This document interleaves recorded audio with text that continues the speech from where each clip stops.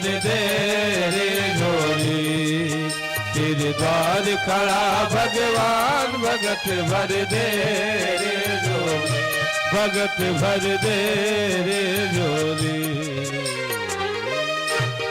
राजा बलि भगवान की पूजन करके प्रार्थना करता है कि हे नाथ हमसे कुछ मांगो, हम आपको कुछ देना चाहते हैं, मेरे मन में आपको कुछ देने की प्रबल लालसा हो गई है, आपको दे करके मैं धन्य हो जाऊंगा, कृतार्थ हो जाऊंगा, हे नाथ हमसे कुछ मांगो। भगवान वामन ने कहा राजन हमें आवश्यकता तो एकदम नहीं है, चूंकि ज्ञान ही हमारा धन है और ज्ञान रूपी धन हमारे मस्तिष्क में हमारी बुद्धि में निवास करता है।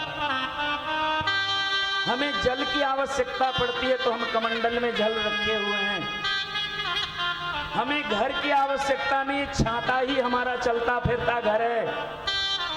ठंडी गर्मी बरसात तीनों से इसी छत्ता के घर में हम अपनी सुरक्षा कर लेते हैं। संपूर्ण भूमंडल पर विचरण करता हूं, लेकिन आप इतने बड़े त्रैलोक्य के राजा हो के हमें देने को तैयार हो, तो राजा की बात बस रखने के लिए हे महाराज एक छोटा सा दान मांग रहा हूं, दे सको तो स्वीकार कर लो। भगवान वामन ने कहा कि पदानि त्रीणि दातव्यम शम्मितानि पदा मम। महाराज हमारे वामन देवता के पैर से नाप के हमको 3 कदम जमीन दे दो।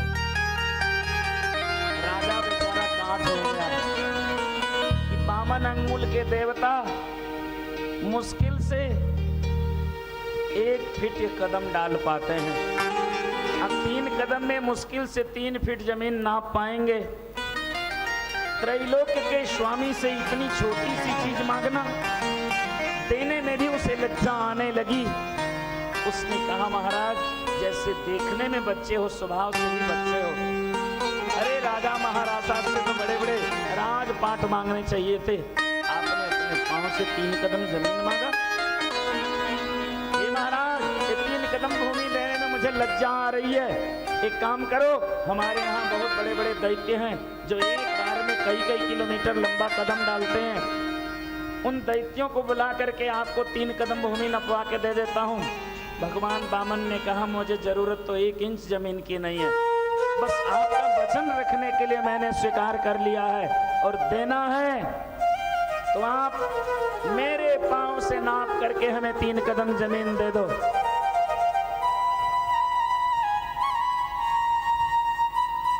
राजा बलि ने कहा ठीक है महाराज आप 3 कदम जमीन ले लो स्वेच्छा से, लेकिन शुक्राचार्य छुप करके भगवान वामन और राजा बलि का संवाद सुन रहे थे। भगवान वामन ने कहा राजा ऐसे नहीं लूंगा, पहले तो संकल्प करो, जो तुम राजा हो संकल्प पूर्वक दान दो। शुक्राचार्य ने ध्यान लगा करके देख लिया और पहचान गए कि कौन है वामन रूप में। राजा बलि को दान देने के पहले शुक्राचार्य ने आवाज लगाई, अरे मेरे प्यारे शिष्य आजा, पहले एक बात हो जाए फिर तू दान देना।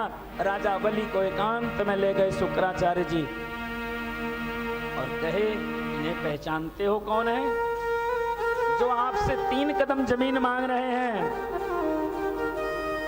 इनको यदि तुम नहीं पहचानते हो तो मैं तुम्हें इनकी पहचान बता देता हूं, ये तो पूर्ण ब्रह्म भगवान है। तेरे द्वार पर वामन के रूप में साक्षात भगवान विष्णु खड़े हैं। राजा बलि की आंखों में आंसू भराया, अपने गुरु के पांव पकड़ लिए कि बलिहारी गुरु आपकी जो गोविंद दियो बताए, आप तो वास्तव में सच्चे सदगुरु हो कि मेरे ज्ञान नेत्र खोल दिए कि वामन के रूप में साक्षात नारायण तुम्हारे द्वार पर याचक बन के आए हैं। राजा बलि के नेत्रों से प्रेमाश्रु बरसने लगा। शुक्राचार्य ने कहा कान खोल के सुन ले, मांग रहे वामन बन के, नापेंगे 55 बन के, पूरी दुनिया नपेगी, 1 इंच नहीं बचेगा, तू कंगाल हो जाएगा।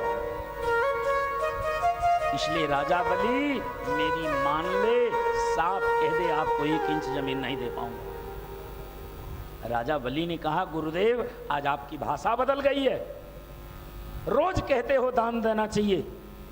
हे गुरुदेव, आपके मुख से मैंने सुना है, आप कहते हो कि अपनी आमदनी का जो लाभ होता है, मूलधन छोड़ दो तो अपने लाभांश को 5 भागों में बांट करके खर्च करना चाहिए।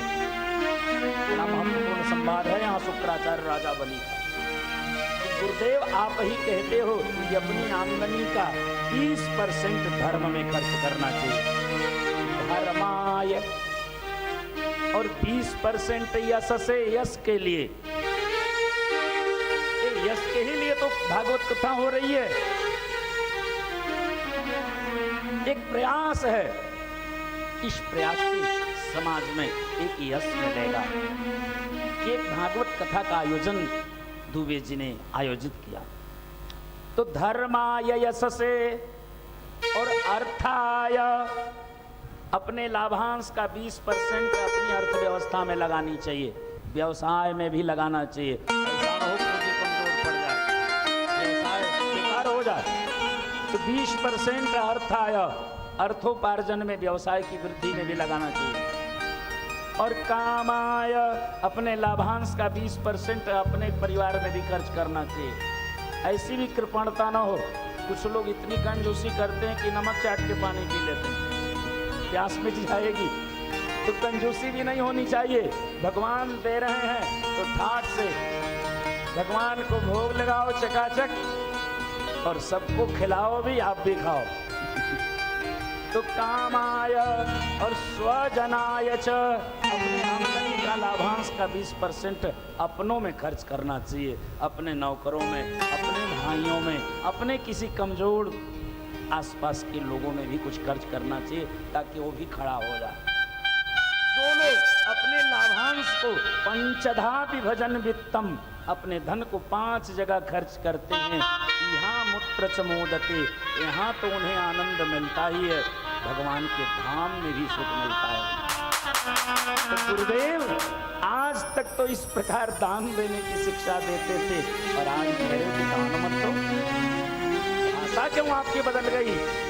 शुक्राचार्य ने कहा, भाषा इसलिए बदली है कि मुझे मालूम है कि इनको देख के तुम कंगाल हो जाएगा। राजा के नेत्रों में आंसू भर आया।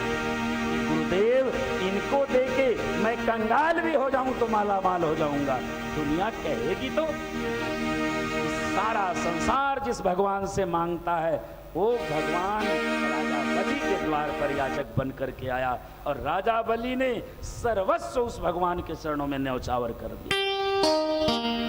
तो इनको देके कंगाल भी हो जाऊंगा तो भी माला माल हो जाऊंगा, इतिहास में नाम तो होगा। शुक्राचार्य ने कहा, आज तुम मेरी बात नहीं मान रहे हो। शिष्य ने कहा, आज आपकी बात मानने लायक नहीं है। शुक्राचार्य ने कहा, कुछ जगह झूठ भी बोल सकते हो, झूठ भी झूठ नहीं होता। कहां कहां झूठ बोला जा सकता है, ये भी सिखाया आज शुक्राचार्य ने। कहो तो बताऊं। स्त्रीसु नर्म विवाहेषु अवृत्यर्थे प्राण संकटे गो ब्राह्मणार्थे हिंसायाम नानृतम स्यात् जुगुप्सितम्। के लोग अपनी धर्मपत्नी से झूठ बोलते हैं। भाई कभी गुस्सा हो गई तो लोग उसको थोड़ा खुश करने के लिए कुछ बढ़ा चढ़ा के बोल जाते हैं। स्त्री सु नर्म विवाहे सो, शादी विवाह में भी थोड़ा एक्स्ट्रा बोल जाते हैं। पहले तो बहुत बोल जाते थे, अब थोड़ा कम, लेकिन अब भी बोलते हैं। स्त्रीसु नर्म विवाहेषु, अवृत्यर्थे, रोजी रोटी के लिए भी चलता ही है, चलेगा ही नहीं धंधा। वृत्यर्थे और प्राण संकटे, प्राण पर संकट आ जाए, झूठ बोलने से प्राण बच सकता है, तो उस समय प्राण रक्षा के लिए आप झूठ बोल सकते हो। गो ब्राह्मणार्थे, गौ माता के लिए झूठ बोल सकते हो। यदि गौ की हिंसा होने वाली, हत्या होने वाली है, भाग रही है और बधिक पूछ रहा है किधर गई, तो उस समय उसे गलत रास्ता बताना चाहिए ताकि उस गाय का जान बच जाए। किसी विप्र की हत्या होने वाली है, कारण कोई बहुत बड़ा हंगामा होने वाला है, नरसंहार होने वाला है, तो उस समय आपके झूठ बोलने से नरसंहार रुक सकता है। तो बोल करके भी उस समय सबके प्राण बचाने चाहिए। तो सुरक्षा की दृष्टि से, संहार की दृष्टि से, बहुत बड़े आतंक की दृष्टि से थोड़ा मोड़ा कभी झूठ बोलना ये झूठ नहीं है। समाज हित